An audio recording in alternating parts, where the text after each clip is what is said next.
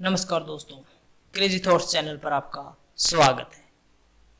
आज है 24 जून और हम आपके लिए लेकर हाजिर हैं special current affairs. Friends, current affairs का हमारा पहला क्वेश्चन है, when was the United Nations high commission for refugees established? संयुक्त राष्ट्र शरणार्थी उच्चायुक्त की स्थापना कब की गई थी? तो 1950 United Nations high commission for refugees established. 1950 में संयुक्त राष्ट्र शरणार्थी उच्चायुक्त की स्थापना की गई थी। संयुक्त राष्ट्र शरणार्थी उच्चायुक्त एक संयुक्त राष्ट्र शरणार्थी एजेंसी और एक वैश्विक संगठन है जो शरणार्थियों के जीवन बचाने, उसके अधिकारों की रक्षा करने और उनके लिए बेहतर भविष्य के निर्माण के लिए समर्पित है। संयुक्त राष्ट्र की इस एजेंसी की स्थापना 1950 में की गई थी और इसका मुख्यालय जेनेवा में स्थित है। What is sickle cell disease like?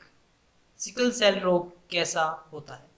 तो sickle cell disease for sickle cell anaemia is a major hereditary disorder associated with red blood cells in which these red blood cells are shaped like crescent या sickle. Sickle cell या sickle cell anaemia लाल रक्त कोशिकाओं से जुड़ी एक प्रमुख वंशानुगत विकार है जिसमें इन लाल रक्त कोशिकाओं का आकार अर्धचंद्र या हाशिए या सिकल जैसा हो जाता है। ये असामान्य आकार की लाल रक्त कोशिकाएं कठोर तथा चिपचिपी हो जाती हैं और रक्त वाहिकाओं में फंस जाती है, जिससे शरीर के कई हिस्सों में रक्त एवं ऑक्सीजन का प्रवाह या तो कम हो जाता है या रुक जाता है। यह असामान्य आकार आरबीसी के जीवन काल को भी कम करता है तथा एनीमिया का कारण बनता है, जिसे सिकल सेल एनीमिया के नाम से जाना जाता है। What is the minimum selling price? न्यूनतम विक्रय मूल्य क्या होता है? MSP. The minimum selling price यानी कि MSP is the rate below which miles cannot sell sugar in the open market to wholesalers and bulk consumers such as beverage and biscuit manufacturers. न्यूनतम विक्रय मूल्य वह दर है जिससे नीचे मिले खुले बाजारों में चीनी को थोक व्यापारी एवं थोक उपभोक्ता जैसे कि पेय और बिस्किट निर्माताओं को नहीं बेच सकती है। न्यूनतम समर्थन मूल्य। न्यूनतम समर्थन मूल्य वह न्यूनतम मूल्य होता है जिस पर सरकार किसानों द्वारा बेचे जाने वाले अनाज की पूरी मात्रा क्रय करने के लिए तैयार रहती है। जब बाजार में कृषि उत्पादों का मूल्य गिर रहा हो तब सरकार किसानों से न्यूनतम समर्थन मूल्य पर कृषि उत्पादों को क्रय कर उनके हितों की रक्षा करती है। सरकार न्यूनतम समर्थन मूल्य की घोषणा फसल बोने से पहले करती है। न्यूनतम समर्थन मूल्य की घोषणा सरकार द्वारा कृषि लागत एवं मूल्य आयोग की संस्तुति पर वर्ष में 2 बार रबी और खरीफ के मौसम में की जाती है।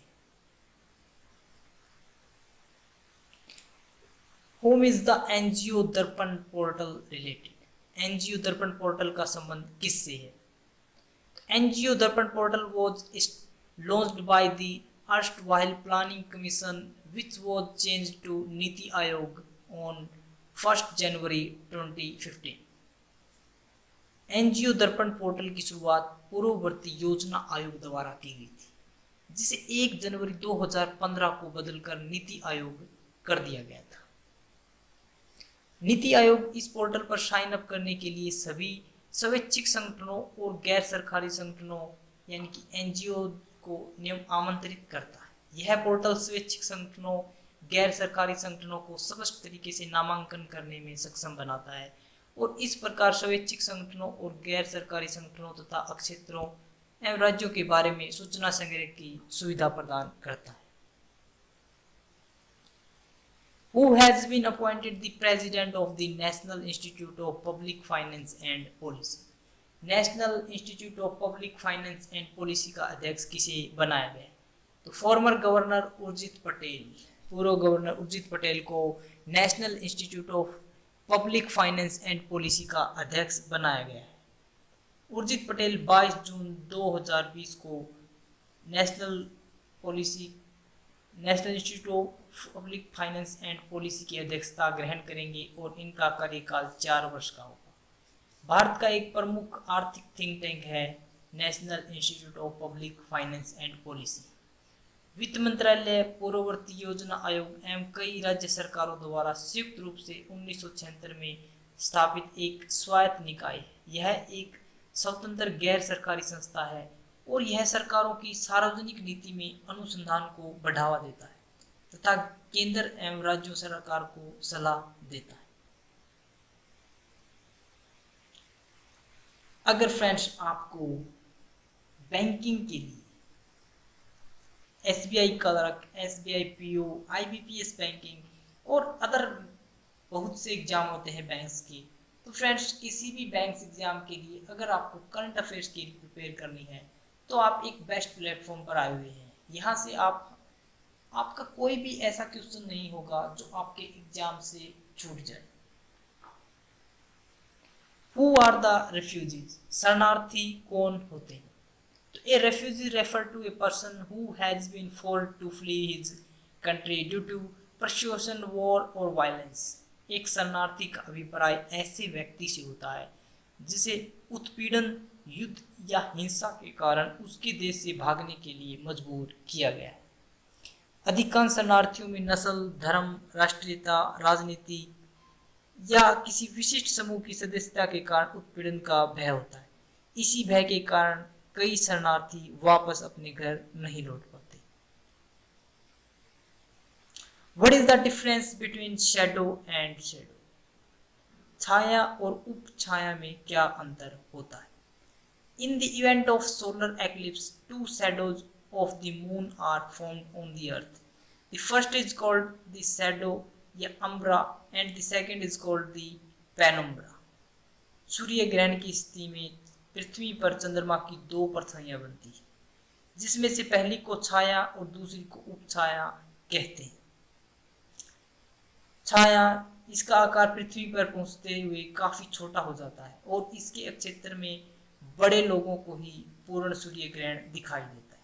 उपछाया, इसका आकार पृथ्वी पर पहुंचते हुए बड़ा हो जाता है और इस क्षेत्र में खड़े लोगों को आंशिक सूर्य ग्रहण दिखाई देता है। What does solar eclipse mean? सूर्य ग्रहण का क्या अर्थ होता है? The moon revolves around the earth in the orbit and at the same time the earth revolves around the sun.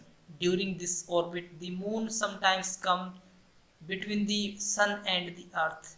In astronomy, this phenomenon is called solar eclipse।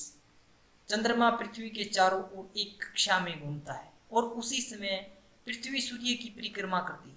इस परिक्रमा के दौरान कभी कभी चंद्रमा सूर्य और पृथ्वी के बीच आ जाता है। खगोल शास्त्र में इस घटना को सूर्य ग्रहण कहा जाता है। इस दौरान सूर्य का प्रकाश पृथ्वी तक नहीं पहुंच पाता और पृथ्वी की सतह के कुछ हिस्से पर दिन में अंधेरा छा जाता है। सूर्य ग्रहण तभी होता है जब चंद्रमा अमावस्या को पृथ्वी के कक्षीय समतल के निकट होता है। चंद्र ग्रहण सदैव पूर्णिमा की रात को होता है, जबकि सूर्य ग्रहण अमावस्या की रात को होता है। सूर्य ग्रहण मुख्यतः 3 प्रकार के होते हैं: आंशिक सूर्य ग्रहण, वलयाकार सूर्य ग्रहण तथा पूर्ण सूर्य ग्रहण। What does eclipse mean? ग्रहण का क्या अर्थ होता है? Eclipse is a type of important astronomical event. It occurs mainly when an astral like moon or planet in the middle of the shadow of another astroplanet। ग्रहण एक प्रकार की महत्वपूर्ण खगोलीय घटना है। यह मुख्यतः तब घटित होती है जब एक खगोलकाय जैसे कि चंद्रमा अथवा ग्रह किसी अन्य खगोलकाय की छाया के बीच में आ जाता है। पृथ्वी पर मुख्यतः 2 प्रकार के ग्रहण होते हैं, पहला सूर्य ग्रहण और दूसरा चंद्र ग्रहण।